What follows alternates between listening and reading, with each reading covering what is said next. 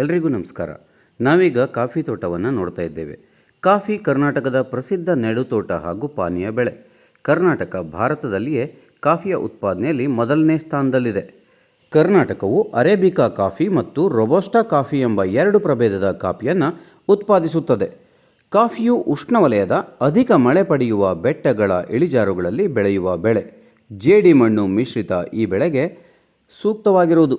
Coffee ಗಿಡಕ್ಕೆ ಸೂರ್ಯನ ನೇರ ಕಿರಣಗಳು ಬೀಳದಂತೆ ನೆರಳಿನ ಮರಗಳನ್ನು ಬೆಳೆಸಬೇಕಾದ ಅಗತ್ಯ ಇದೆ. ಮಳೆಯ ನೀರು ಹರಿದು ಹೋಗುವಂತಿರಬೇಕು. ಈ ಎಲ್ಲ ಅಂಶಗಳಿರುವ ಕರ್ನಾಟಕದ ಮಲೆನಾಡಿನಲ್ಲಿ ಕಾಫಿಯನ್ನು ಹೆಚ್ಚಾಗಿ ಬೆಳೆಯಲಾಗುತ್ತದೆ. ದೇಶದ ಕಾಫಿ ಉತ್ಪಾದನೆಯಲ್ಲಿ 70% ಕಾಫಿಯನ್ನು ಕರ್ನಾಟಕವೇ ಉತ್ಪಾದಿಸುತ್ತದೆ. ಕೊಡಗು ಜಿಲ್ಲೆಯು ಕಾಫಿ ಉತ್ಪಾದನೆಯಲ್ಲಿ ಪ್ರಥಮ ಸ್ಥಾನದಲ್ಲಿದೆ ಎಂಬುದು ವಿಶೇಷವಾಗಿದೆ.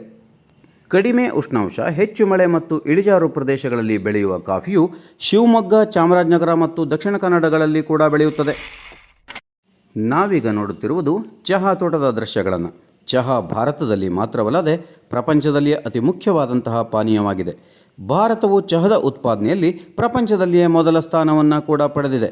ಬಹುಕಾಲದವರೆಗೆ ಅಂತಾರಾಷ್ಟ್ರೀಯ ಮಾರುಕಟ್ಟೆಯಲ್ಲಿ ಭಾರತ ಚಹಾದ ರಫ್ತಿನಲ್ಲಿ ಏಕಸ್ವಾಮ್ಯವನ್ನು ಕೂಡ ಸಾಧಿಸಿತ್ತು.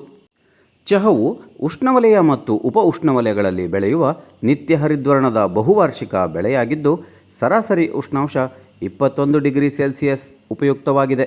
150ರಿಂದ 200 ಸೆಂಟಿಮೀಟರ್ ಮಳೆ ಕೂಡ ಇದಕ್ಕೆ ಅವಶ್ಯಕವಾಗಿದ್ದು, ಕೊಳೆತ ಜೈವಿಕಾಂಶವುಳ್ಳ ಹಾಗೂ ನೀರು ಸುಲಭವಾಗಿ ಬಸಿದು ಹೋಗುವಂತಹ ಮರಳು ಮಿಶ್ರಿತ ಜೇಡಿಮಣ್ಣು ಇದಕ್ಕೆ ಅಗತ್ಯವಾಗಿದೆ.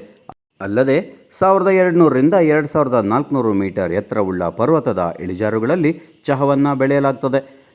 ಭಾರತದ ಅಸ್ಸಾಂ, ಪಶ್ಚಿಮ ಬಂಗಾಳ, ತಮಿಳುನಾಡು ಹಾಗೂ ಕೇರಳಗಳಲ್ಲಿ ಚಹಾದ ಬೇಸಾಯವನ್ನು ಕಾಣ್ತೇವೆ. ಜೊತೆಯಲ್ಲಿ ಭಾರತ ಚಹಾದ ರಫ್ತಿಗೆ ಹೆಸರುವಾಸಿಯಾಗಿದೆ ಕೂಡ. ಭಾರತದ ಬಹಳಷ್ಟು ಗುಡ್ಡಗಾಡು ಪ್ರದೇಶದ ಜನಪ್ರಿಯ ಬೆಳೆಯಾಗಿರುವ ಚಹಾ ಇಂದು ಹಲವಾರು ಪ್ರಮಾಣದಲ್ಲಿ ಉದ್ಯೋಗಾವಕಾಶಗಳನ್ನು ಕೂಡ ಒದಗಿಸಿದೆ. ಕಾಫಿ ಚಹಾ ತೋಟದ ವೀಕ್ಷಣೆಗೆ ಧನ್ಯವಾದಗಳು.